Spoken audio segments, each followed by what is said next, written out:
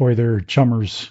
Welcome back for another episode of the Hard Knocks Sorority podcast. This is a Shadowrun 4th edition actual play podcast. Our game features a pony, a dryad, a catwoman, and a college girl. The amazing cast are Beth as the pony Grace, visiting the Sixth World from Equestria on a mission from Celestia herself. Kat as the gruff and mysterious Dryad Diendre. Val as the mercenary with the hard outside and a soft spot for Grace. And Veronika as Cecile, the college girl, who has a way of getting into trouble and under everyone's skin. This is episode 3 of season 2, and it features more downtime as Grace attempts to find a magical society to join. Cecile spends time with her friend Kirstin. Boxer hangs out in her hood, and Diendre does more shopping. All things must end, though, including downtime. For all of you who have continued to spend time with us, and for those of you joining us for the first time, I want to tell you how much I appreciate it. I love playing with my friends and tinkering with podcasting. It's not something that I've ever done before, and I'm sure it shows. So it's super validating and amazing to watch the number of downloads and listeners grow. I really hope that you are enjoying the show, and I heartily invite you to join our Discord server and give the cast a shout. They love hearing from you. On other Shadowrun subjects, you've probably heard of some of the other great shows out there, like those absolute meatballs from Pink Fohawk, or my friends at the Berlin It's a Bug, Not a Feature podcast. Today I would like to introduce you to Bug City Blues. Chicago. Any team trying to make it here deserves our respect. These guys are an absolute must-listen. Good day, citizens of Chicago. This is Oakley Wildwood, your anchor at Gold Leaf News Network, bringing you the latest developments from the heart of the UCAS. And now for the news. The Chicago containment zone is witnessing a surge in kidnappings that has left the city on edge. Travel in groups for safety, folks. A good crew could be what gives you the edge to make it to your next paycheck.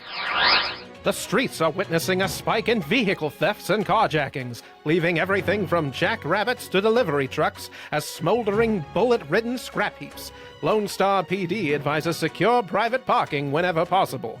But in Chicago, even the safest of places can become a battleground. On a more hopeful note, the ghoul communities of Cabrini Green are uniting, driven by a hunger for justice.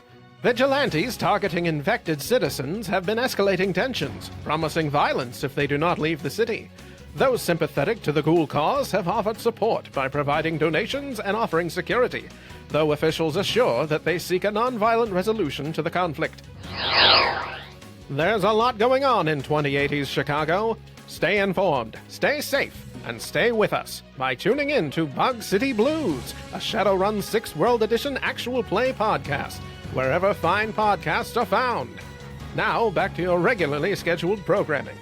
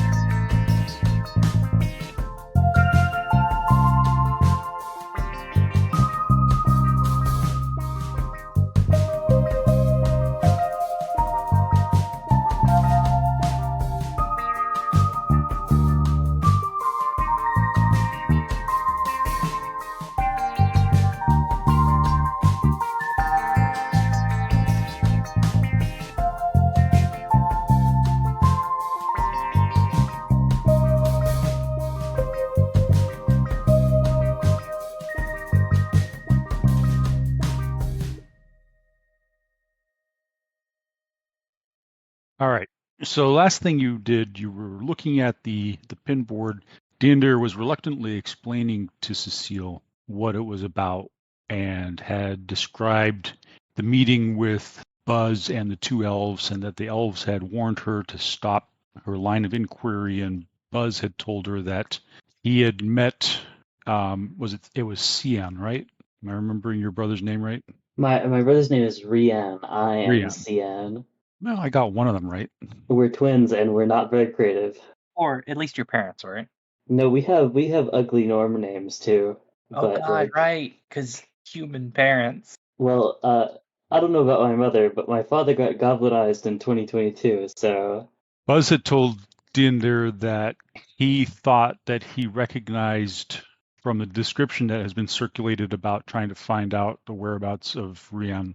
He had thought that he had been hired on a run. Well, they weren't really hired on the run. They were hired by a team of MCT Black Ops characters to create a distraction, and he believes that one of the peoples on that team was Rian, and the only other name that he remembers was this lieutenant.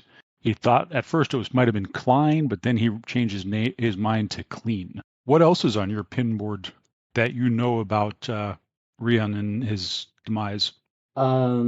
there's like printed out emails from like a official inquiry and police reports that got filed as missing. There's a few like little not mafia leads, but like the street gang leads that are all like cleaned up. Um, there's some like pictures, some like photos that look like they're on like old photo paper of like evidence found in the apartment or whatever. Hmm. So what does Cecile think? Well, you happen to know Prokop, someone who's been running the shadows for who knows how long. Could be immortal for all I care. Have you asked him about this clean character? No, again, I like just got home 30 minutes before you got here from my meeting. Ah, so you are otherwise occupied. Yes. I could ask on your behalf. Or well, I can ask him at a different time. But I was going to hire I guess you'd call it a net runner nowadays, right? Net decker. No one says that. Where did What? you even hear? Have you been watching too many trids? Maybe? I don't know. I don't watch many threads nowadays. Someone to search the net, the internet, Oh, okay. for hints of this Lieutenant Clean, and I thought maybe I'd try to find an address somewhere for him. You know that's terribly expensive, right? Yes. Well, I was going to ask you, but Oh, I'm flattered. But I'll probably do it on my own even if you didn't ask, so. wow. So reliable with the other people's security and their secrets. Sure, I can take a look. Not right now though. I'm getting out of these clothes. I'll be using your bathroom. Goodbye. She walks Sounds off, good. changes clothes. I think Diender will like stand out there, looking at the pin boards for like a solid another like 5 minutes or so, and then go like sit in. Diender was staring at the pin boards and then going to that she perceived as private. I think we've established that there's a balcony in Diender's apartment, so she'd just go sit on the balcony. Ooh, fancy. Fancy. Question, GM. Are you going to make me roll drain when I use makeup to just like keep Cecile's makeup fresh? Or do you not care? Yeah, I guess you need to roll drain. Cool. These are the burdens that Diender lives with, or that Cecile lives with to look good every day. I mean, listen, she doesn't have to be great. It just has to be, magic. I'll just cast it at force 1. She's not trying to impress anyone today. Unless she might. Hold on, I have to think about this. Is it worth risking drain on the off chance that she does need to talk to someone important today? Who would she set out to talk to that is important today?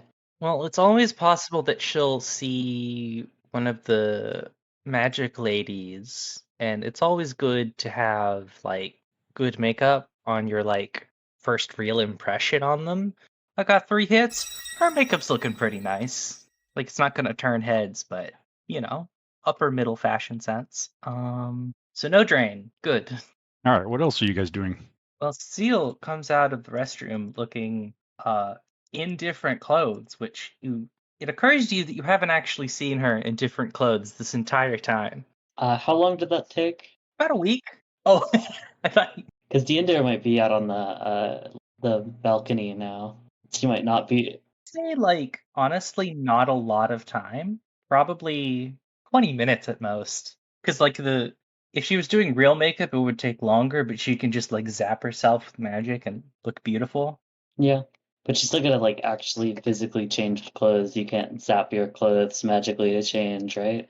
Oh, well, yeah, but honestly, 2070s clothing is probably pretty convenient. Yeah. It's all Velcro. 15 minutes. So yeah, Diendre is out on the balcony. So, Cecile finds Diendre and goes, so, I need a list of your brother's names, an up-to-date picture, any affiliations he could have, schools, that kind of thing, and just send me any other notes you think I might need. I'll work on this later. I think Diendre would, like, look at her and go, hold on a second, and, like, literally walk into her bedroom and pull out, like, a box of paper records. How about you digitize this and I get back to Sure. Cool. In any case, I think I'm going to go leave now. I'll probably come back for my bags, probably. And also to pick up that digitization. I assume you don't know how to text. I have texted you before. I just call when it's more convenient for me. Uh-huh. Anyway, Yes. goodbye. She leaves. I think Diender just, like, sits there and then, like, on the floor starts arranging the documents. Oh my god, is she gonna take a picture? I mean, like, we have current stuff that does scanning through your, like, phone camera, so I bet they have something like that in 2072. Oh sure, but like as Cecile, use proper digitization tool. Diender was in the police for a while. She knows that she has to digitize stuff sometimes. She just doesn't own, like, a copy machine or a scanner.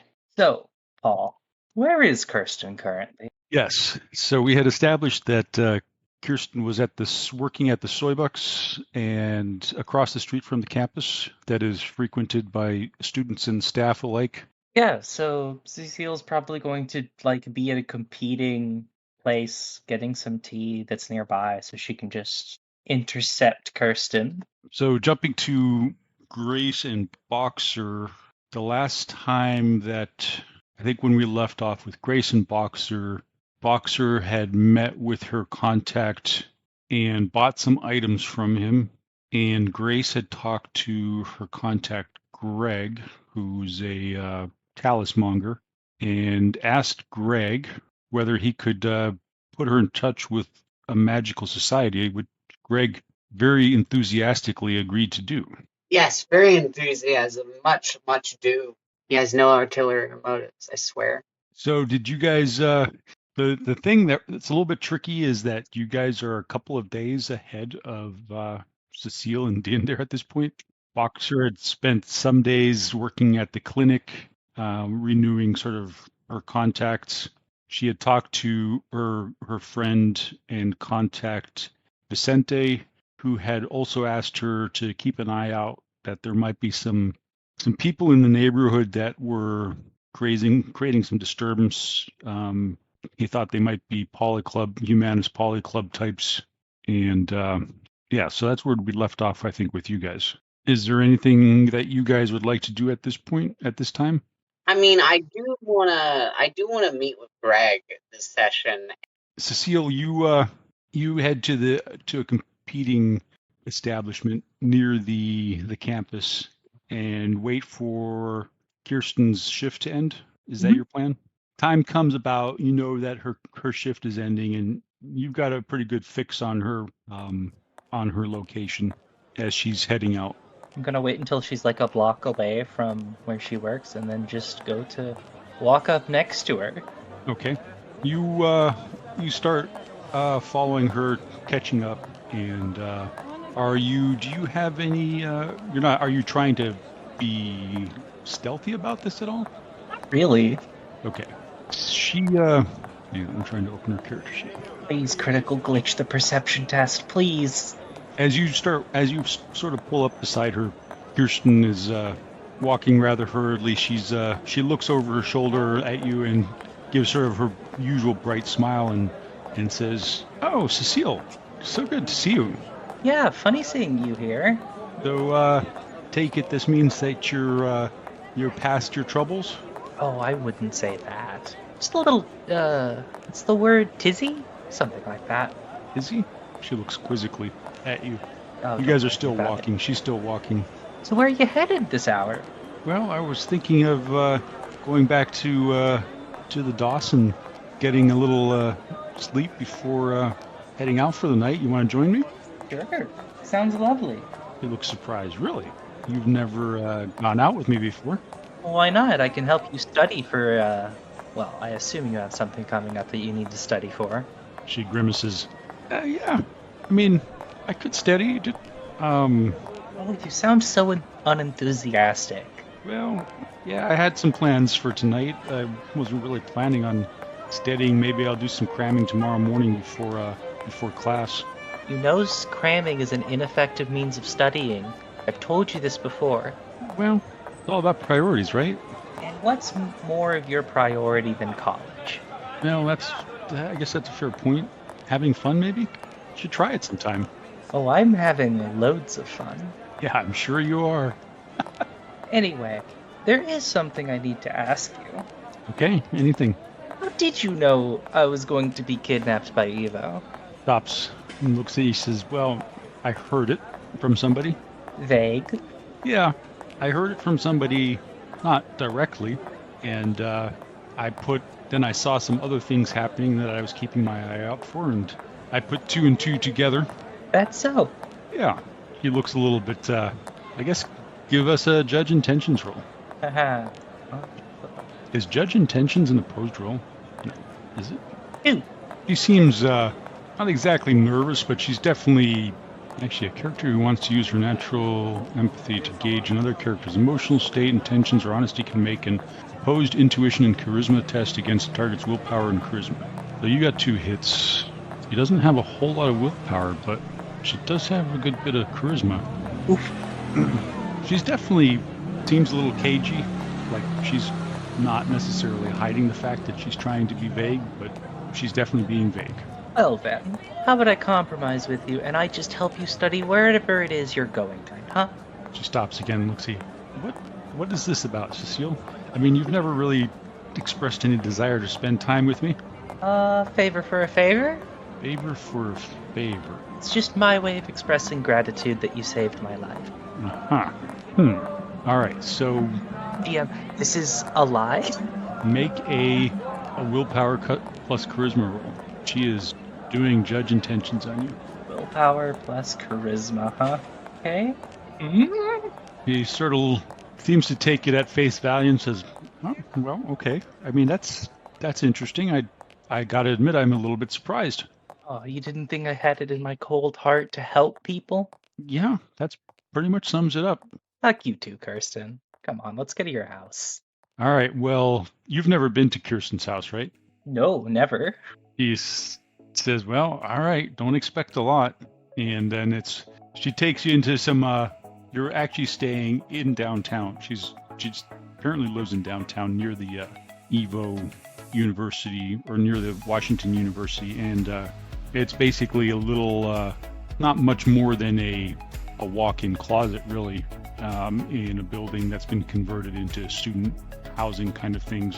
Not by the university, but by some landlord. It's still a nice building with lots of security, and but Kirstin's room is really tiny. It's basically just a very small dorm room with an attached bathroom. And when she opens it, she looks a little bit sheepish. The inside is an absolute pigsty. I mean, there are clothes on virtually every flat and vertical surface. Only. Yeah, there's nothing hanging. There are no clothes hanging from the ceiling, surprisingly. But everything else every other surface looks like it's been carpeted in clothes. You can't tell what's clean or not. And there are a couple of old takeout trays, and a quick cursory glance shows you. Actually, do a perception check. There. Nope. Yeah, it's the place is a mess. It looks like a bomb went off in here. Kirstin starts sort of sheepishly trying to pick some clothes up off the floor, and she throws them on the bed, and then she realizes there's no place to sit but the bed, so she picks them back up off the bed and throws them back onto the floor. That's sort of the situation. Theo just sits on the bed. You must go to more parties than I thought you did. Yeah, I like to spend some time out, that's for sure. Actually, make another perception test at -1. -1? Okay. 1. Yep, so you see that well, I was going to say that her university books, but I don't think they're going to have books in 2072. It might be e-paper. Yeah, it'd probably be on her comm or something. It could also be a tablet, like a Kindle, dedicated. Yeah, maybe. Oh, that's dystopian. Make them buy your specific like PDA with all of the books that you need. Ugh. Subscription service for the books. Ugh. I can see it now. You see it peeking out from underneath a pile of clothes that doesn't look like it's been disturbed for a week. And I can see you haven't been keeping up your studies. Oh, she looks a little bit frustrated. You know, Cecile, I do okay? Well, okay isn't going to get you into a fucking good job, and you know that. That's not actually something I'm worried about. I've already got a good job. Oh, do you? Yeah, I do. What's that? Gallivanting about the town? I work for Soybucks. What an illustrious career. I'm sure you have decades ahead of you. Come on, what do you really do? I do jobs. I do things. I know people. Clearly you know people. I know people. So what's this really about, Cecile? This is utterly unlike you. I mean, if you don't want my help studying, I can leave. All right, so are you really going to study for a while? Yes. All right. She takes you up on the offer, and you spend at least a couple of hours studying, I imagine, right? There is actually an instruction skill, so... Do you have that skill? No, but I can default. Okay. Let's see how successful you are at tutoring Kirstin. I will not be very successful. So I'm actually going to edge this test. For Liz and Val's information, at some point in the last session, Cecile had a conversation with Prokop, and at some point in that conversation, Prokop offered her a stipend to tutor Kirstin. Oh, okay. In case you were wondering where this is coming from. Out of character, I always did just kind of want to burst into Kirstin's life and be like, hey, have you been studying? Now you're getting paid to do that.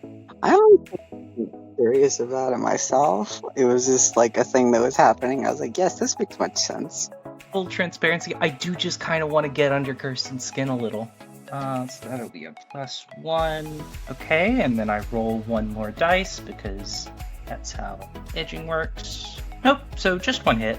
Okay, so, you know, at first it's a little bit rough going.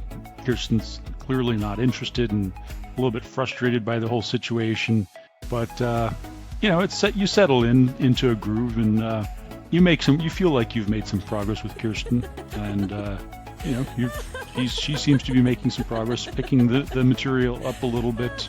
Nothing spectacular. You do feel like hey, you feel some satisfaction. You actually seem to have accomplished something here tonight.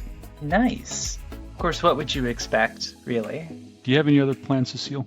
I was probably going to talk to Kirstin more, but like... I mean, after a couple of hours of studying, you feel like with 3 hits, you've made you made some decent progress. She's not a dummy, obviously. She just doesn't apply herself. Her studies aren't her priority in life, obviously. She needs to see the beauty of academia and why it's so important for the soul. I think it's very obvious to Cecile that that's not going to happen, but you still feel quite satisfied with yourself in how you've managed to improve her knowledge of the subject matter. She might have even gotten a fundamental understanding of the curriculum. Dare I say it?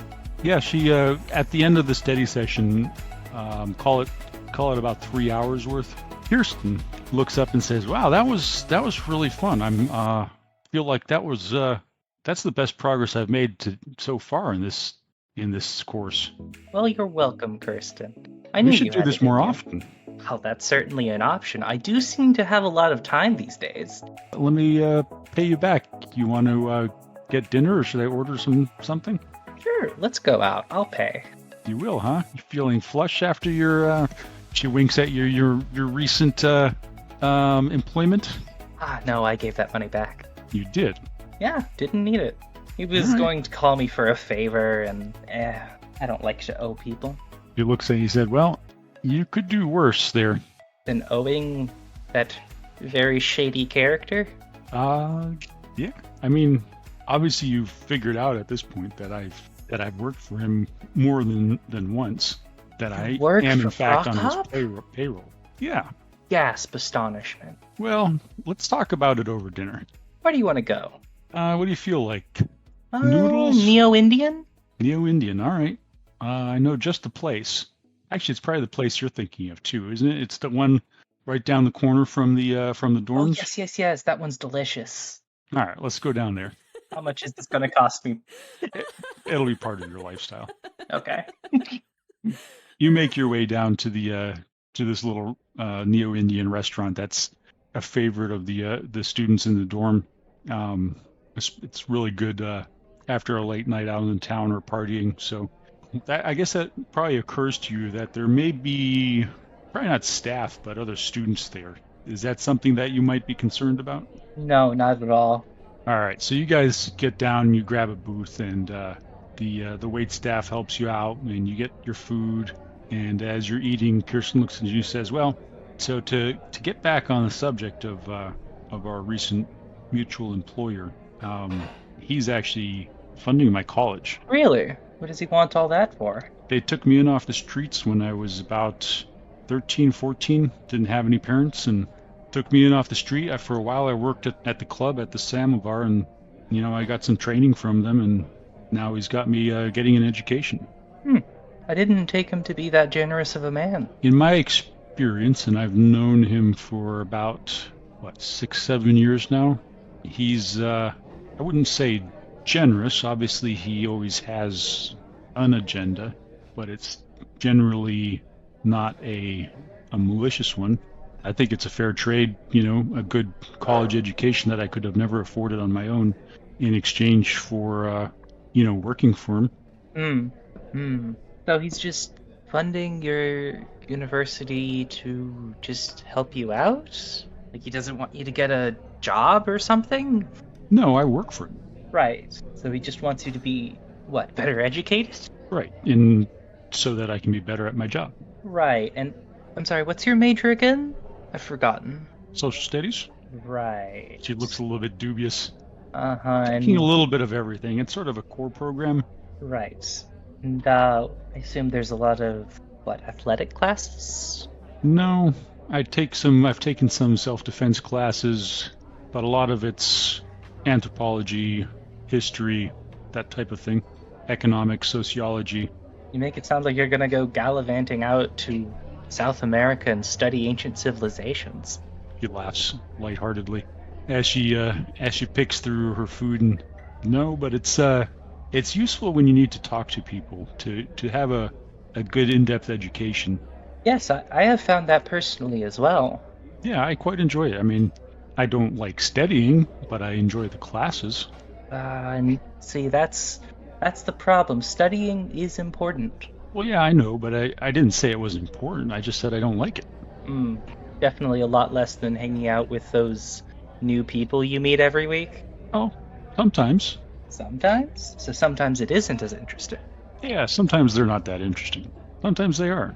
Hey, sorry to broach the subject so abruptly, but I do recall I saw something on your feed. No, not from your feed. It was somewhere else. You were in a dress with some weird men? She looks a little bit taken aback. Have you been snooping on me? Kirstin, I snoop on everyone. Well, yeah, okay. You do have that reputation. I think that's probably what might have gotten you in a bit of trouble recently. Well, I didn't get where I was by my brilliant intellect, Kirstin. Sometimes you have to do, politicking to get where you need to be. He laughs. You got there by your intellect. Stop with the false modesty. No. See, Everyone thinks that mages are just super smart, charismatic, and that's how they get ahead in the magical studies world. No. It's a lot of politicking, who you know. Yeah, well, that's part of, I guess it's part of what I do. It's part of the job that I do. You should know. I mean, at this point, it's probably pretty clear to you that Prokop's a fixer and information broker. Indeed, it does certainly seem that way. And you're what? An arm of his network trying to get in with a more academic crowd? No, like I said, being a student here is purely for the education. But I do hear things, and I spend a lot of time with people, and that information, especially if it's interesting, makes its way back to Prokop. Right, but you did dodge my question. What was the question again? About the... Out of character or in character? In character. About you in that weird dress with those strange men? Yeah? What was the question again? Oh, it's one of those, huh? Like I say, I spend a lot of time with a lot of people in a lot of places. You should know better than to keep secrets from me. Well, you should know better. You should be careful about where you snoop, if you've learned anything from the last couple of days. I've learned nothing.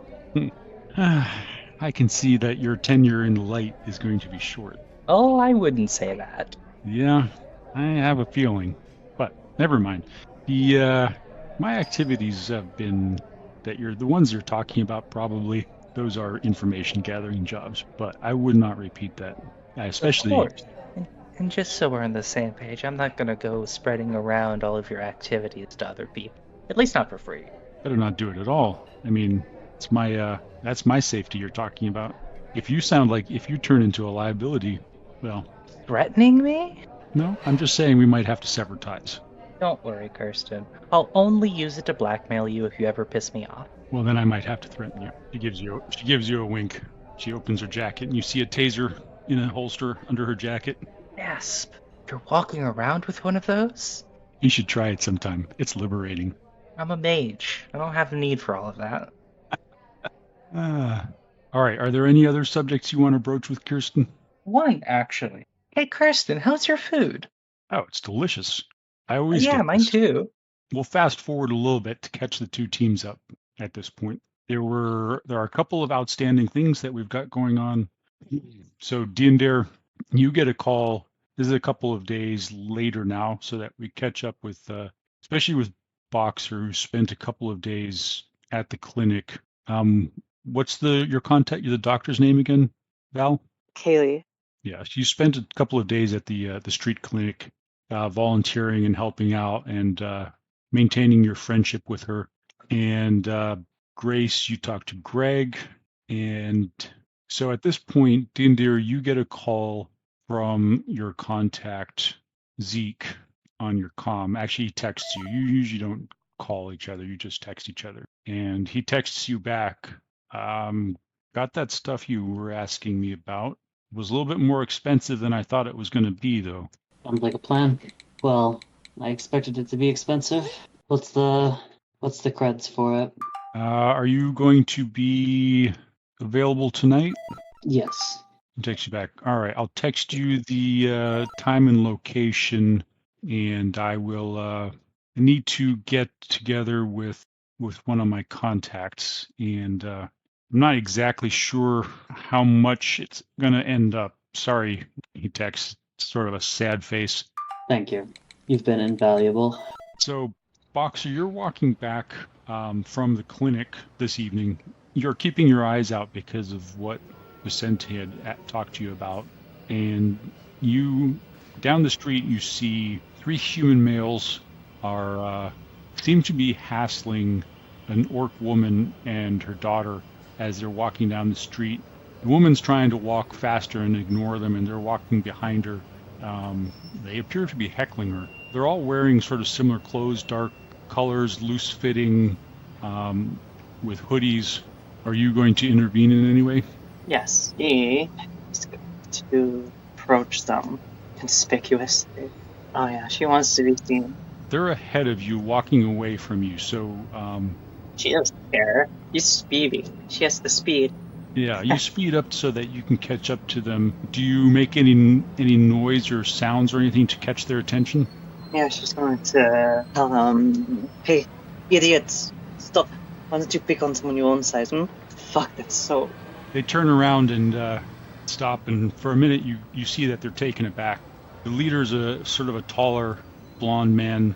They all look like they're in their mid to late 20s, and he looks you up and sneers and says, "Look at this fragging crap that's going on here. Now that you're even making them in cat form. What's the world coming to? Isn't it bad enough we've got people with husks and horns and warts running around? What do you want?" I mean, it could be worse. Could have more people like you. That is, small-brain troglodytes. Now what I want is for you to fuck off and stay out of my neighborhood. What? This is our neighborhood. Is it now? One of them says, "Look, she's even got cat ears." Yeah, and I still look better than you ever will. How about this? Things could be much, much pleasant for you. See, I don't know if you talk to your fuck-faced friends, wherever the fuck you come from, but you'll know that the people who fuck around here, they often get to find out. So, I've seen enough blood for today, so please, how about you fuck off? One of them says, "Yeah, it could be worse for us. We could have an allergy to cats." And they start laughing. One of them punches the guy in the shoulder and says, "Ah, good one. Man, all you weird metatypes, you just need to get the heck out of here. Whatever you say. This world is for humans. You're not human." Human. Alright. Are you going to make an intimidation roll on them? She's going to... no. Yeah, she's going to make an intimidation roll. You want to edge it at all? So, she is outnumbered. Let's see. I guess they don't find her imposing. And they got 2 hits. You got 2 net hits. They are obviously out to cause problems. They're feeling rather superior and confident in their numbers, and they're out here to vent their hatred and anger towards all non-human metatypes. And you think that they are probably willing to commit violence. So there's that. Alright. I'm gonna roll to into... Look, do you want to join the people in the clinic? I don't know, with some holes in you? Or do you want to go home? Because I can make both of those happen. Yeah. How about, will you make your roll? Yeah. Do you want to edge it?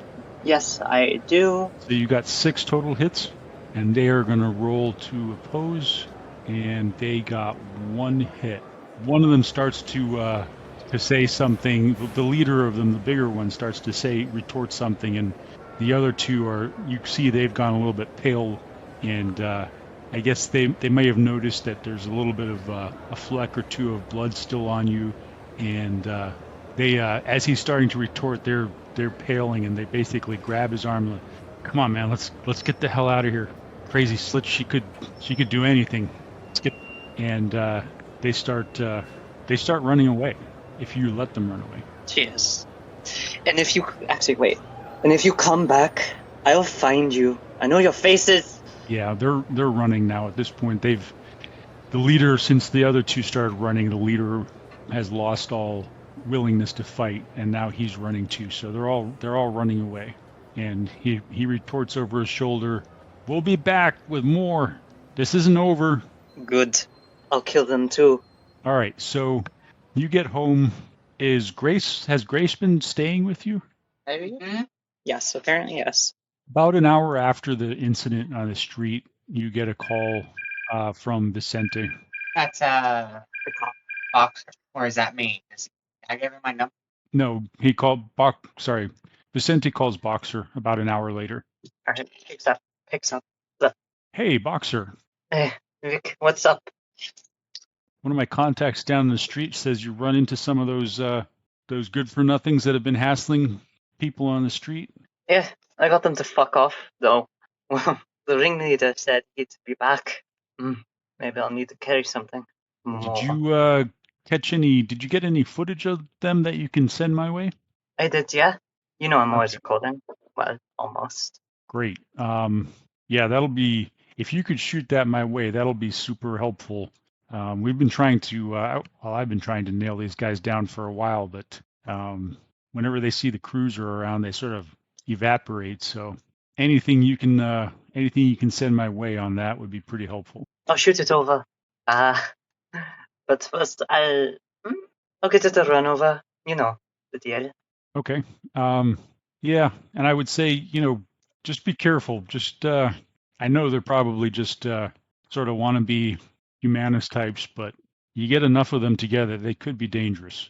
I know you're tough and all, but no sense provoking a full-out battle in the streets. Give me a call if you see them again. I will. All right. Well, appreciate you looking out, and been good talking to you again, Boxer. It's my pleasure. You want to get a drink sometime? At Hazel's? Yeah, absolutely. Could probably meet up tonight. I think I'd like that. What time? Tell you what, my shift gets off at 8, and I wouldn't actually mind heading over to Hazel's for an hour before I head home to the family. Suits me. All right, I'll see you at 8. See ya, Vic. He signs off. So they're at home. Was Grace there listening? What was that? Was Grace there listening? Probably. Would she have heard the confrontation with the people? No. No, just the call. Just the call. As soon as she gets off the phone, Grace emerges like that one Pat from that one video. You know what I'm talking about? The kittens. Oh yeah. And she approaches and she says, "Hey Ollie, what's going on?" A couple of fucking. You know Ivanas? Yeah, people like them fucking around, finding out. Doesn't Grace have a contact who's might be running in those circles? Yeah, she actually does. But the next question would be big humans or little humans? Little Ivanas. No, I don't think Jake. He's not. But it might be She when would you be associate with that. actual Ivanas. Okay, listen. He knows where you get the things that explode pretty. He knows where to get those things. I don't even know where to begin. It's not like I can walk into a gun shop. Oh my God, you know you're feeding those people, right? I'm not feeding them. I give Jake maybe like a few $100 million every now and then. Does it occur to Grace that maybe she could have a word with Jake and see what's going on? Well, she's thinking that it's a different organization, but maybe we could roll intuition to see if she would be like, well, actually, maybe intuition plus logic, or maybe actually specifically Seattle. Would there be any modifiers to this? Sure. +2. All right. So it occurs to Grace that she knows somebody who might have some contacts or pull in those circles. Mm-hmm. Where? I don't think it'll be a good idea to try and ask him to do anything about it, but I do think I want to ask if, like, what's going on, because would we have heard that just what area of Seattle is this? You guys are in Auburn, yeah. Ugh, gross Auburn puke. Yeah. I guess I'd text Jake and just be like, "Hey, Jake, we got some people who we think are clevers in our neighborhood in Auburn, and they're kind of causing some trouble. And obviously, I mean, wink emoji All right. What's Jake's loyalty to you? too. Okay. Yeah. So a couple of minutes later, you get back a text and the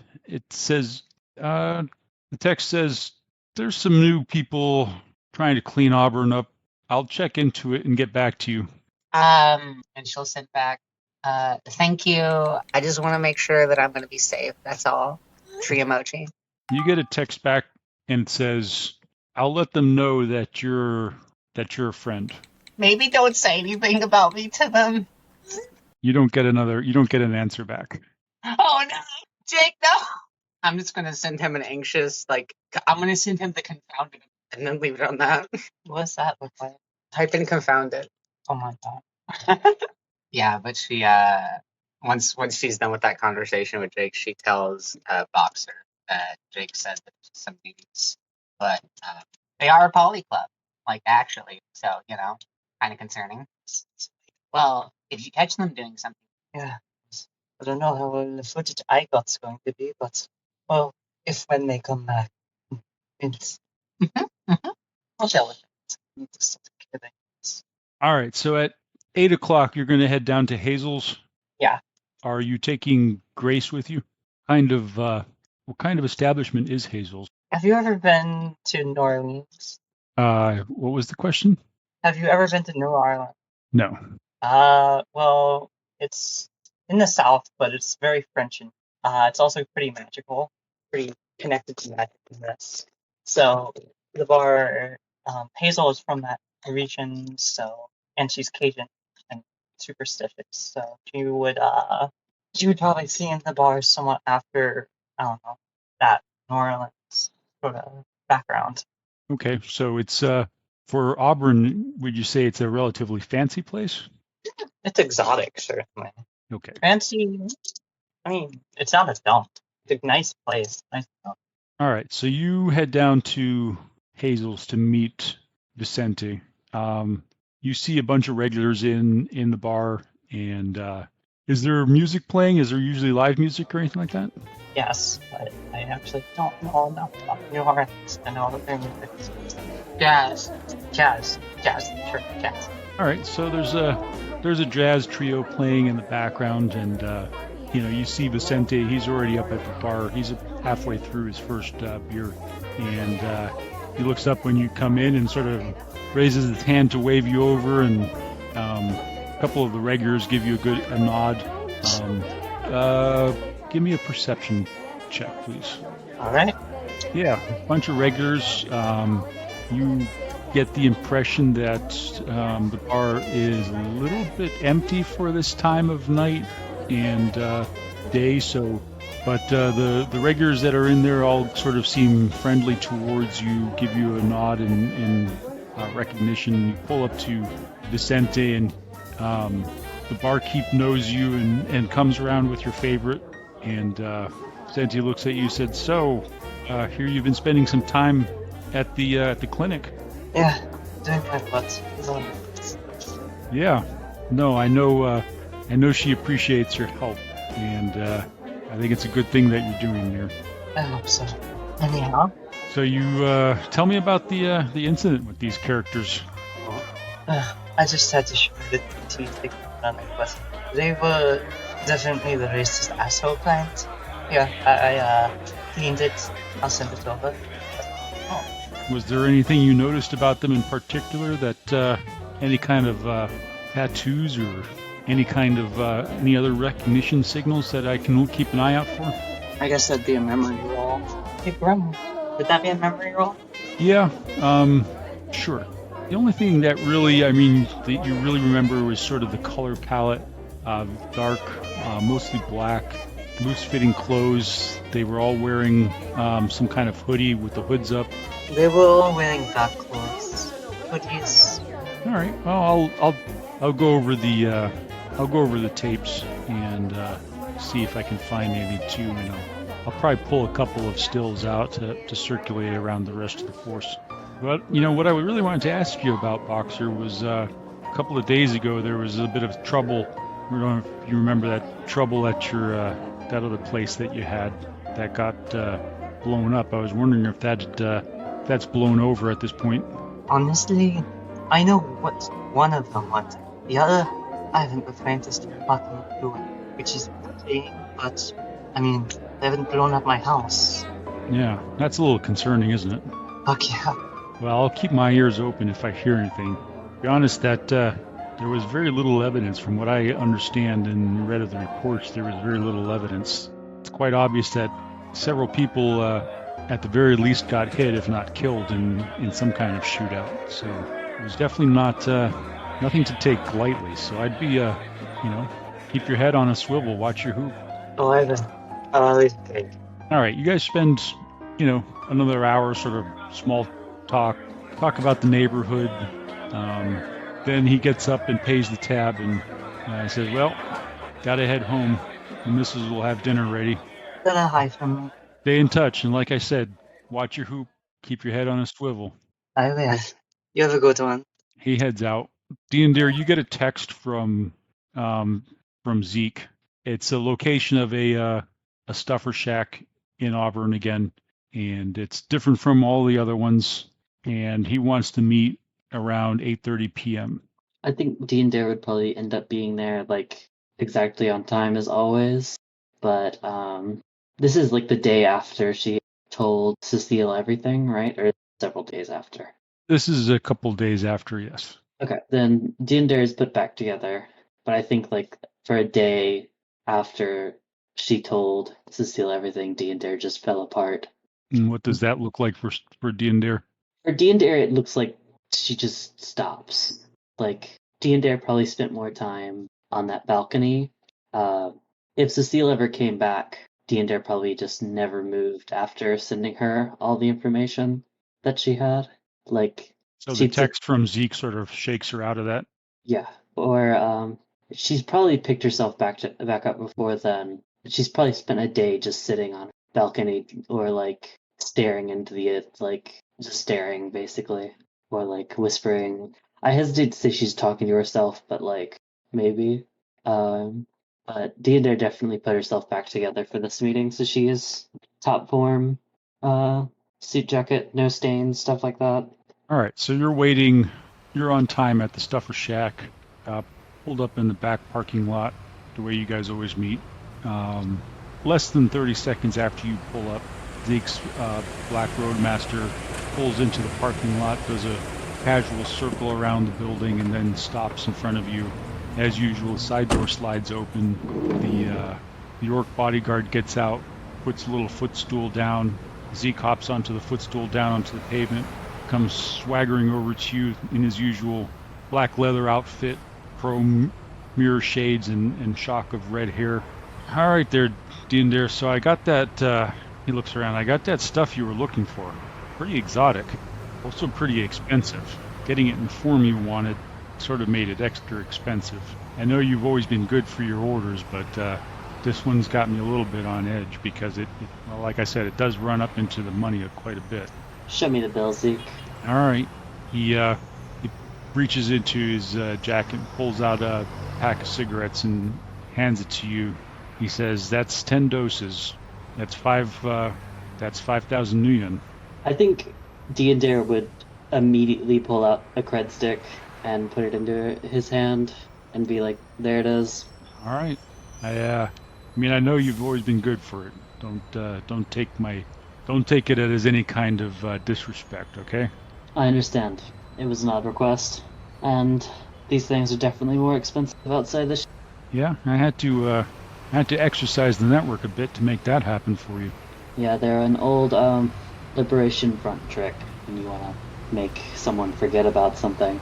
See where that would be handy. The trick we used was to slip them into a box of normal cigarettes and just go smoking, get information from, offer them the last stick. It's a kind gesture, and usually they're out for long enough. Yeah, makes sense. Well, anything else that you were looking for? Not right now, but I'll hit you up the second I know. I think I'm in. You still have right contacts in the tier? A few, but they're not in the shadows. And I think if I contacted a peace officer wanting him to ship dangerous mission materials and equipment all the way to Seattle. No, that's not what I was wondering about. I was just wondering if you had any contacts in there in case I ever needed to run anything through there. A few. Let's see. I don't think she knows any in the shadows current. She has an informant in Carasir she used for, and no one else. Let's see, I wrote a name down for them, but it's on this sheet. Yeah, Rory Callum is an information broker in Carasir, also a librarian. Well, if you know anybody, if I've got a run going through there, we might be able to do some business. Not saying I've got anything, and just keep it in mind. Yep. All right, well, let me know. As usual, good doing business with you. Pleasure. He hops back into the van. The troll picks up the step stool, gets in the van, slides the door shut, and Zeke's entourage takes off into the night. So, anybody have anything that else that they want to do? It's about let's say we're 5 days on since you've delivered rigor mortis and gotten your payday. It's about 4 days ago that I think it was about 4 days ago now that Cecile had her conversation with Kirstin, and all that stuff happened. Anything specifically that anybody else is going to be doing? I had one thing that's kind of out of left field, but I completely forgot about it last time. My Seattle contact, Alfie, the one we stayed with for a while, in Erislar? Terraslar, I wanted to go and see if she had any chores that needed done and see if I could assist her. I guess like a box or like the equivalent of spending time at the clinic, I guess. Just going to Was Alfie's place a laundromat? it's a like a coffin motel Okay. that is I was a thinking. front I guess for I a was friend. thinking laundromat because there was some talk about doing laundry in that session. Yep. All right, so you go and spend some time in Terraslar, reconnecting with old contacts and sort of hanging out and reestablishing your ties to the area. So it's been a couple of days, and since Greg had texted with Grace. Grace gets a text back from him, says, "I've set up the meet. They're very interested to get to know you. Are you available?" Yes. Well, first she sends yay with like a gif of a dog wagging its tail, and then she sends yes, I'm available. All right, so can we meet tomorrow morning, and I will take you to meet them? Take me? Question mark. Yes, we are going to be meeting at the lodge. Okay. All right. He texts you if you don't text him a location, he'll text you a location to meet. Yeah, I'll meet him there. Of course, astrally in Manifestrium. All right. So Go ahead. the next morning you're at the location where Greg had asked you to meet, and you see him pulling up in a you're astrally projecting, so you see him pulling up. You see his astral signature pulling up in what's probably, you can't discern too much of it, but from the speed and the way that he's approaching, he's probably in some kind of a vehicle. Some kind. And he gets out and he's standing around, looking around. Are you manifesting? I think that if I could see his aura in the vehicle, I'm going to duck into the vehicle, make sure. Like, was he driving? No, he was. It was a grid guide. Well, I'm going to appear in the vehicle and manifest like right next to him. Oh, before he even gets out. Yeah, before he even gets out, not even giving the man a chance. He starts visibly and, good grief. Hi, it's been, and she proceeds to say the exact amount of time that it's been since their last meeting to the second, and she gives him a smile. Yeah, but Since last I saw you, how are you doing? Are you manifesting in the astral? Yeah, it's pretty Okay. tight. You're not coming in person? I was thinking that doing this would be a better first impression. All right. Well, okay, fine. They're very eager to meet you, and when we get there, you should just take my lead. All right. I'll let me do the initial introductions. Okay. She at first tries to suppress the doubt that she can feel on her face, but then she realizes that Greg probably wouldn't be able to read her face, and she stops and she doesn't care. And she says, "Okay, sounds good to me. I'll just be following you until we get there." So are you staying how does that work? Are you staying manifested in the vehicle, or you're just following him in the astral? I think she'd probably demanifest just to reduce the chance of infosec being breached. I would say it exactly like that. I need to reduce the chance of infosec being breached. I'm sorry. Greg looks sort of hesitant and disappointed by the whole situation. You distinctly get the impression that he was hoping that you would be there in person. And you can roll a judge intentions. Let's roll. I want to roll judge intentions. Sweetie, can you roll judge intentions for me? 4. Yeah, you've got a pretty good read on him. I mean, you're also seeing his astral signature. He's definitely disappointed. He was excited. He thought, you get the distinct impression that he had been anticipating some kind of coup or, some kind of grand entrance that he could make with you. And he's feeling extremely disappointed and uncertain about how this is going to go at this time. You don't see any malice towards you in his aura or in his intentions. You're seeing he's actually not really thinking all that much about you. He's mostly thinking about himself and how this is going to affect his standing with the people that you're going to meet.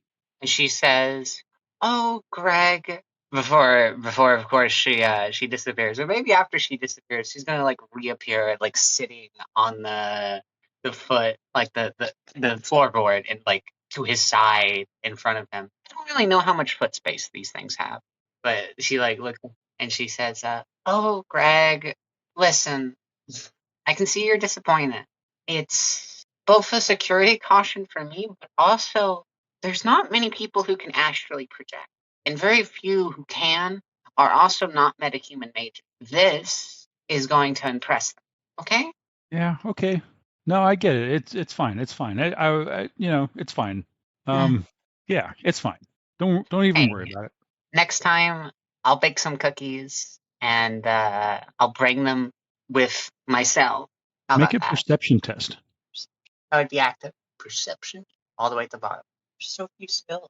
Yeah, because I have most of them in groups. I rolled a 1. Okay.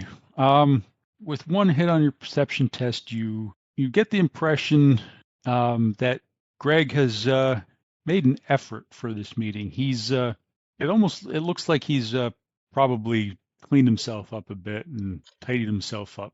Is he You normally just kind sort of of get stinky? Well, he's a talismonger, so I know I shouldn't stereotype, but we all know how talismongers are. Aw, poor little baby. He took a shower for the first time in 5 months. Yeah, washed his hair, slicked it back, combed his goatee out, polished his Aw, small purple glasses. sucks to suck. What's his loyalty to you again? 2. No, wait, it was 3. Yeah, so he obviously you guys do get along when you do business, when you're talking to him about magical reagents and how magic works. You've had some long discussions and get along quite well. Yes, we do. So as you're following them in the astral, the car drives through a better neighborhood of downtown Seattle and stops in front of a large building and Gregg gets out of it and looks around as if to see if you're going to materialize. He says, "Are you still there?" Is this in broad daylight? Yeah, it's in broad daylight. Is there like a window in the building that we're approaching that he could see into? There are a lot of windows, but I think in the astral you can't see through windows. This is true, but he'd be able to see me through a window if I manifest it. So I think I'm just gonna wave him over to the building through one of the windows. And then like whenever he gets to the door, I can and like he comes through, I can manifest alongside him so that he gets his dramatic entrance Okay. without, jibbing me too hard. It's a fairly populous area. There are a lot of people walking around. You're seeing them in the astral. And you do notice quite a few, almost an abnormally high number of awakened, magically active people in the area. And you almost immediately notice 2 watcher spirits that are hanging around in front of this building. I'm gonna go chum it up with the Watcher spirits, of course. Yeah, as you approach, the rate of bounce starts to increase as you approach. So both acceleration and magnitude of bounce improves or accelerates until you get close to them and they're practically sort of pogoing up and down, smiling at you in anticipation of either giving an alarm or something else happening. Hi! Hi, whoa. And she gives him a smile, and she says the signature line, "Watching, watching, watching!" And she gives him her warm smile. They immediately start buzzing and bouncing around. Watching, watching, watching. We're watching you. Yeah. I'm probably here to see your master and one of your master's friends. Do you think you could, I don't know, tell them that we're here? I'm here with Greg, the mundane, emotions. Tell them that you're here, but you are here. Yes, You are here. yes. You are here. She proceeds to just slide past them, saying yes, into the building. You haven't manifested physically yet? Not yet. Okay. Uh, so Greg is still waiting for you on the sidewalk. He hasn't looking. He's looking around, going, Grace, are you there? Grace, where are you? He really doesn't understand how this works, huh? The Watchers don't attempt to stop you from entering the building in any way. So you pass through.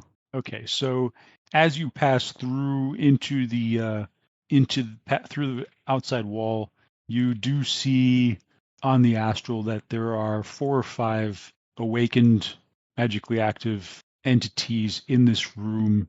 None of them appear to be astrally perceiving at this time.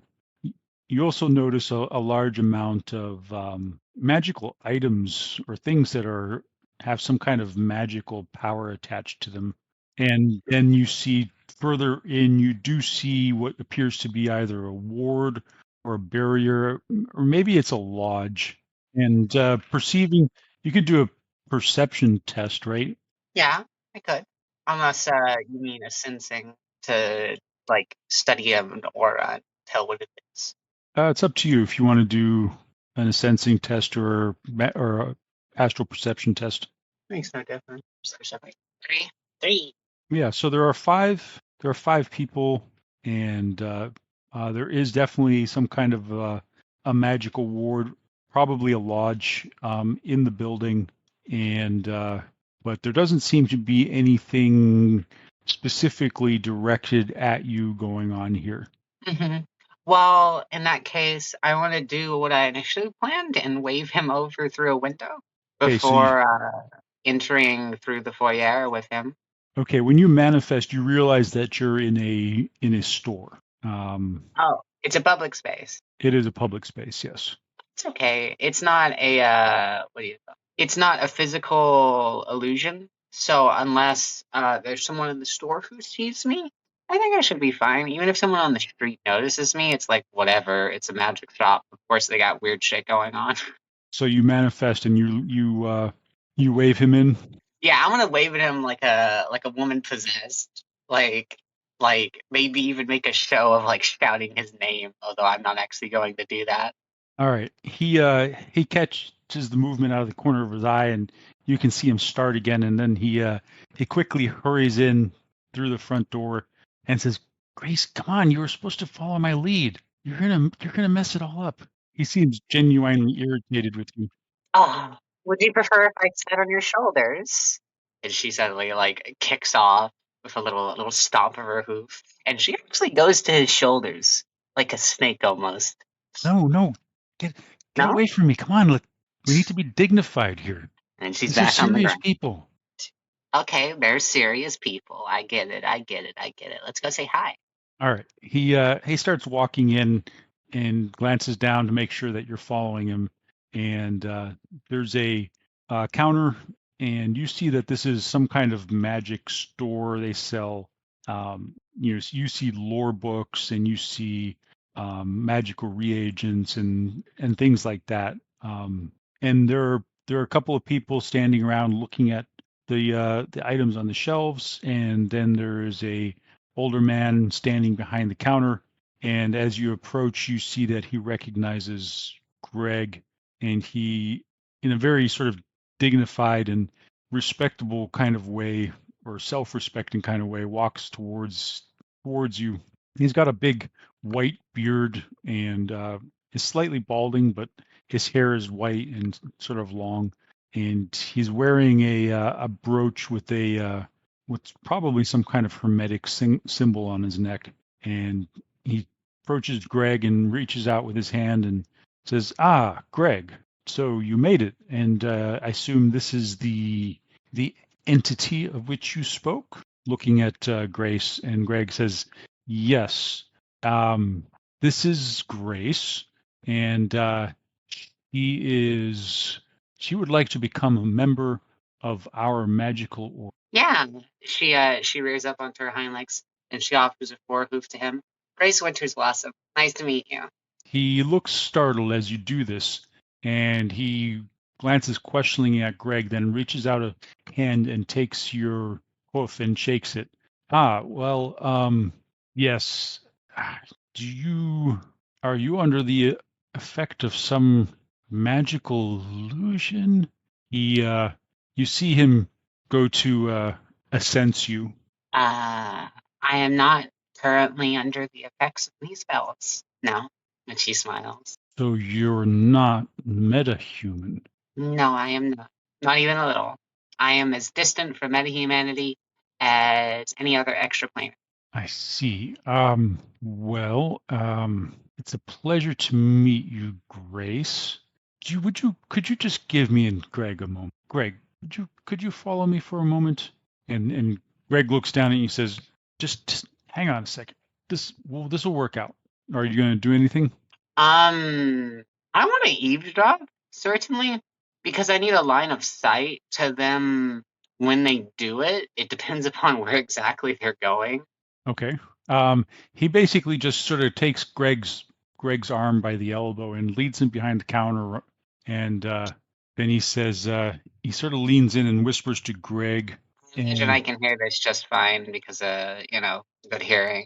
Yeah, you can hear it just fine, and you hear him say, "Now, Gregg, I thought when you said that you had someone of a magical nature who wished to join the order, that they were going to be metahuman. You know the rules. We don't accept non-metahumans or non-sapient entities. I mean, you can't just bring an animal in here and expect us to take them into the order." I am very sapient, sir.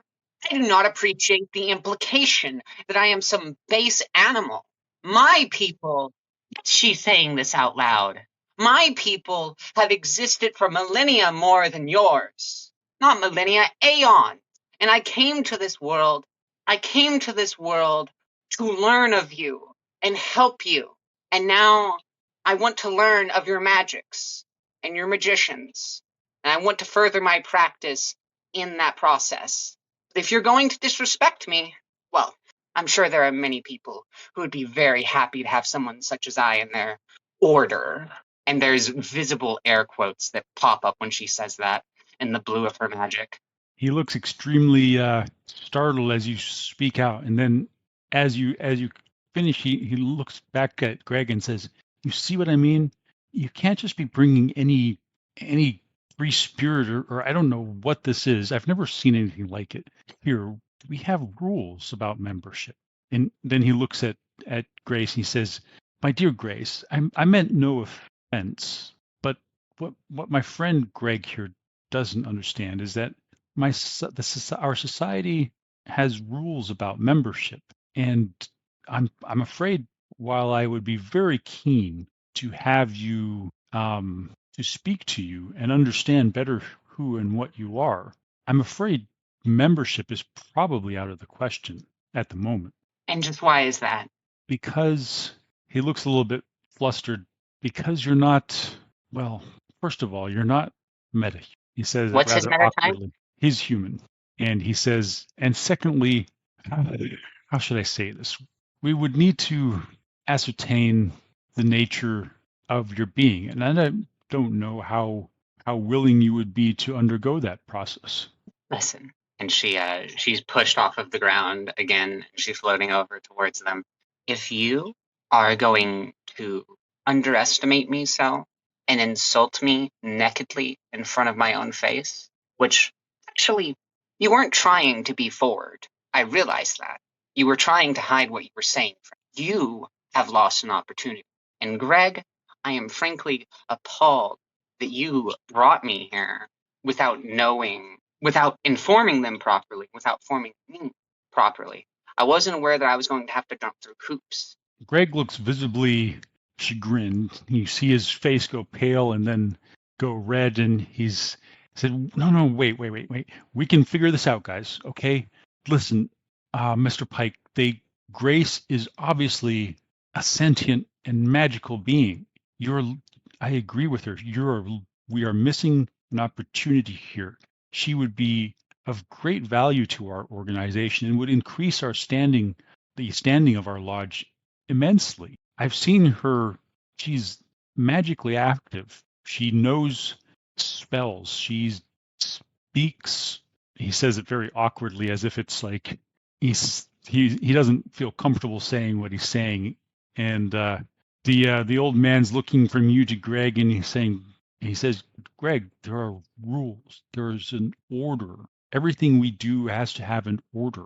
We can't just break the rules. And he looks at you again. He says, Grace, I'm sure I'd be, as I said, I would be absolutely thrilled to speak to you and talk to you and understand your nature, but without further understanding, the order is not something that one can just walk up and join. Even a metahuman can't. Even Gregg is not yet a full member. I'm sorry, what was that? She looks kind of confused when he says that, and she stops in her tracks. Wait, are you telling me that you accept mundane metahumans over? No, we do not accept mundane metahumans. I was simply saying, even a human mage walking through the door would not immediately be accepted into the order. I understand that. I'm sure you can understand, however, my frustration that I am being discriminated against on the basis of my metatype. But I don't know what you are. We don't know what you are. Well, then we can speak about it. Do you mind if I assense you? You may. Very well, thank you. She puts down on top of the counter and it pops up. You can see him peering at you, sort of leaning his head from side to side, and you see his aura shifting. You see the man is quite magically powerful, but it's a very subdued kind of magic. There's nothing very flashy, or there's not a lot of action in his aura. It's all very focused. Gregg, on the other hand, standing next to him is, beyond mortified, embarrassed, disappointed. This big reveal that he thought was going to happen here, bringing Grace to these people that he thought was going to make him important in their eyes, is not working out the way he wanted it to. The man is looking at you and steadying you, and then he sort of shakes himself and pulls out and says, "Ah, yes, I see. I don't understand, but I see. You are certainly a very interesting magical case. But would you be willing to meet with the rest of the order at some time to discuss magic? Your magic specifically?" Yes, I would be willing to do so long as I am not misconstrued as a uncivilized animal again. Indeed. Well, I apologize. He makes a sort of small bow towards you, and he says, I was under the misapprehension when Gregg had contacted me and said that he had a magical entity of unknown type. I thought, and then when you walked through the door with him, I thought that he had, well, for lack of a better words, was attempting to pull the wool over our eyes. Do you know the metaphor?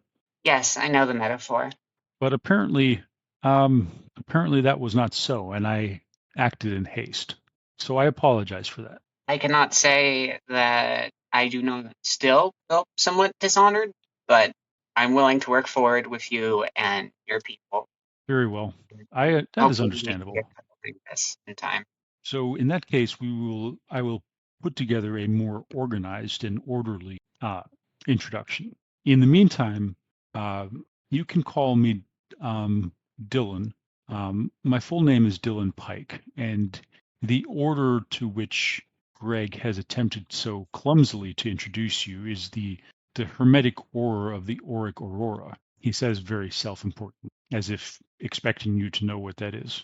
I have never heard of that. What is that? Well, we are one of the largest hermetic magic groups in Seattle, and we were actually founded for the awakening. We've always been a very prescient group, so our understanding of magical theory dates back well before the awakening. And I feel like that's bullshit. Can I check him on that? Sure. What would I roll for? Do you have any Arcana skills? Go to knowledge. Oh, you have I'll Um, say magical traditions is a knowledge skill. I have magic theory. I also have aetherology, which because the aether is kind of essential to how magic ebbs and flows in the sixth world. I feel like that might apply. What was the first one? Magic theory. Magic theory? Yeah. What's a And question? did you say you had knowledge Seattle? I also have knowledge Seattle. This is true. Yes. All right. So how about we roll knowledge Seattle and magic Okay. Okay then. 2 total. 2 hits. So you have perhaps heard of this order, and they were indeed founded before the awakening.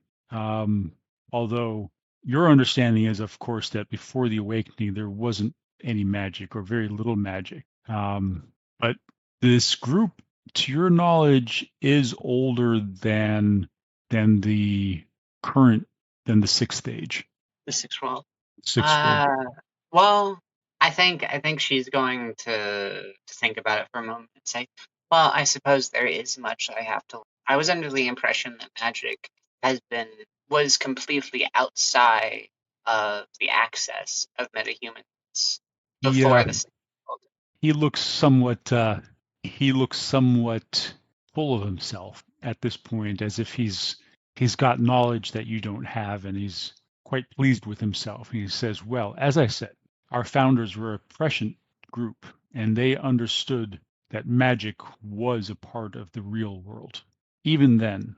Oh, well, I suppose I'll have to learn more. And she's very well. I will contact Greg when the meeting has set up, when I have called the full order together here.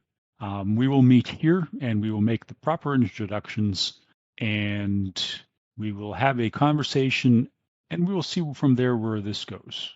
In any case, you should know, Miss Grace, that I am very interested in learning about you and of your magic. Which, Greg, do you think you could text this place's address to me, my comlink? Thank you. And could you also send me his number? He does that rather quickly and downtroddenly. He's looking sort of like a disappointed puppy. Aww. Aww. The whole situation is not what he was hoping it was going to be. Yeah, I can tell. Poor thing. You caught on to that this Pike person had also said that Greg was not yet a member of the order, and sounds like he might have failed a test here. Oh, I wonder what test that was. It couldn't be, you don't think, that he doesn't have any magic. Oh my god. Oh my god. Do you think he's like told these people that he's awakened? And he's like, it's just, I'm just still trying to learn, you know?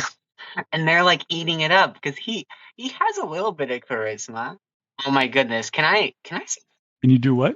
Can I try or confirm or deny with the information that I have and like with them in the room now if he has tried to convince them that like he's awakened or like in the process of awakening? Because he's mundane, at least as far as I recall. Yeah. Well, I guess you could just flat out ask. No, I think Greg is a wounded little boy, and I should probably be nice to him and not, beat him up about being a little bit of a dummy. Maybe, you know what I could do? I could do something nice for him. I could give him clairvoyance and, like, give him a show with his eyes. You sure that's a good idea? Like, show him around Seattle. Send the camera around. I could duck underneath stuff, fly around, fun stuff like that. Yeah. I feel like it's a good idea. I don't feel like it hurt. I see my issues. So I take it you leave at that point, right? Yeah, we'd leave at that point. Once we got everything settled with Dylan, what's his name? Dylan Pike. Dylan Pike. And I suppose talking to Greg as Dylan Pike. As we're leaving, I I'd probably pull him aside before we actually leave, so that we're somewhere that I have coverage from like people looking in from the street. I'd be like, "Hey, are you feeling okay?" Yeah, I was really No, no, excited about this meeting. yeah, uh, yeah, I know you. They that was kind of gross of them, you know? I didn't expect that, and I guess, yeah, I sort of owe you an apology, don't I? I hope Yeah. I hope we're still friends. Oh, we are. I was actually thinking maybe we could actually meet up in person, and I don't know, we could go flying. Flying? What do you mean? As in, Like with a VTOL or? no, she shakes her head. No, silly with magic. Oh, yeah, that would be cool. Wait, hold on. Let me think. Make him light, snap the surly bonds of the earth, and give him flight. She says that, but a lot more forcefully, as though it's an incantation. She gives a smile at him. He looks a little bit puzzled at first, and I said, "Yeah, that would be fun." But we should probably. Are you serious? Are you still serious about joining one of these groups? Yeah. Do you have others? Not really. I've been sort of following the this one because well, they're very. I mean, even well, even though he was a bit of an asshole, there's still there's still a serious hermetic scholarly group. They have a lot of knowledge, and I was really hoping to tap into that and start networking with them to sort of help my business out a Well, bit. I am thinking I'll probably meet with them and try to talk to them. I'm kind of on edge after what happened, and she kicks off uh again and like floats up, and she actually like leans into his ear, like so close that he'd probably be able to feel her breath if she was physically there, but of course she's not. And I think it's important to say that I know these sort. There were a lot of them at my at the School of Magic where I come from. They're kind of pompous, and they think very highly of themselves. And sometimes, Mom, they do know things, but they are also a headache to deal with. She backs off. It's just Yeah, something to be mindful of. well, he's being a bit of a dreckhead. Either way, All right. Well, you wanna? if you want, what I was going to say is, if you want, I'm going to I'll keep looking. I'm sure there's a better group out there that's more open. Yeah, I'd appreciate it if you'd keep looking. But what I was going to offer is, maybe we could go to a local park, and you and I could levitate around just for the hell of it. What do you think? Today, I don't think I can do that today. What about tonight? Come on, Greg. Don't you want to fly? Yeah. Well, I do sort of have to get back to the store. So maybe later. Yeah, okay. Whenever, Greg. I gotta Well, go do actually, some not research. whenever. I've been kind of swamped with work. Just text me, you know? All right. I Well, guess that I'll be. was a bummer. Yeah. All right. I'll see you around, Grace. Take care of yourself. I'll be in And then touch. I'm gonna find I promise you, I'll find the right one. thank you. And then she proceeds to like barrel roll into the wall and disappear. She goes back to her shoes, where she left them in Boxer's apartment. She's still there. She's there. She just. So Nightingale's body was probably just in the like. Okay, I don't know if Boxer would have come. I mean, she could have if she insisted upon it, but she would have. This is weird magic shit. Yeah, she'd also have had to like pursue them in secret, which would be kind of whack. Yeah, Boxer was probably at the clinic. Yeah, but yeah, she goes back to her shoes. She probably would have wanted to leave her body somewhere that Boxer could check on it. Just like stuff me in a closet. I'll be okay. I don't really want to lose it. Just stuff me. Yeah, that's all. That's it. I wonder if Grace's body would be susceptible to being inhabited by a Shedem. I don't know what those are. Oh, that's nice. Hmm. That'll Shedem be are fun. a spirit-like thing that likes to inhabit the bodies of people who are out of their body. Like floating around saying, "Oh, look, somebody's left their body lying there. Let me just take that over." Like those crabs that like steal other things and make it into their shell. They still other things shells. And it's really, really hard to get them out. The Shadem. Yeah. I imagine if it got inside of her body, it's like currently confused as hell, and it's like doing that thing where like the animal has a bag on its head, and so it's like, or like it's wearing a harness or something. So it's like you can tell it kind of knows how to function, but it just can't. You know what I mean? Maybe. It would have to learn her body. It would be an interesting game. Yeah. It just occurred to me.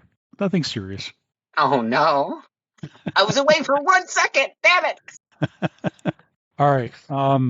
Anything else? So I think we've sort of wrapped up most of the loose ends that were out there at this point. Although Cecile might spend a day or night at the Samovar just to see if those two nice ladies go and talk to her. I guess I would ask, are you going through the front door or the back door? Probably the front door.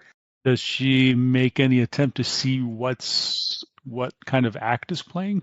I mean, not really. She's probably just going to hang out in there and read. Oh, yeah. She'll go in there and it'll be like Elven jazz rock fusion or something. The other funny thing is I have a feeling that if Cecile did try to go through the front door, they probably wouldn't even let her in. I'm sorry, you're too fancy for this lobby. You're not on the guest list. Oof. That'd hurt. Yeah, that if you want to do that, that's exactly what would happen. Well, then I guess she just doesn't go to the Samovar. She leaves. God. Can't believe Prokop didn't put her on the guest list. Oh So no, rude. absolutely not. Am I on the guest list? I don't think Just any of on you you. are on the guest list. It's not so much a guest list as a approved. Yeah, there's definitely an approved list. Cecile at some point did do a matrix search on Samovar and basically found that it was sort of a exclusive, semi-secret club that had a lot of unusual acts and that it was very difficult to get into. I see. But you Oh, guys you have been there a couple of times already. She doesn't care that much. If they really need to talk to her, they'll like send her a message or something. Yeah. Well, you guys always came in through the staff entrance, so there's that. Yeah. If she were to go through the staff entrance, would she be let in? I don't know. In that case, Depends on she's how not I'm going feeling. to try. Depends on how I'm feeling.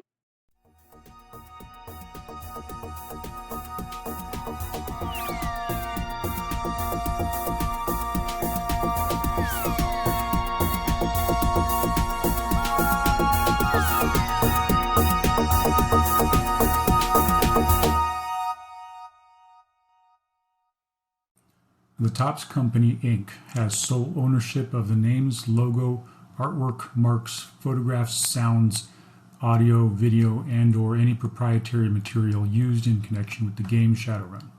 The Topps Company, Inc. has granted permission to the Hard Knocks Sorority podcast to use such names, logos, artwork, marks, and/or any proprietary materials for promotional and informational purposes on its website, but does not endorse and is not affiliated with the Hard Knocks Sorority podcast in any official capacity whatsoever. The music for the Hard Knocks Sorority podcast was written and performed by Trace Mineral. The Hard Knocks Sorority podcast is licensed under a Creative Commons License 4.0, meaning you are welcome to use the material as long as you give us credit.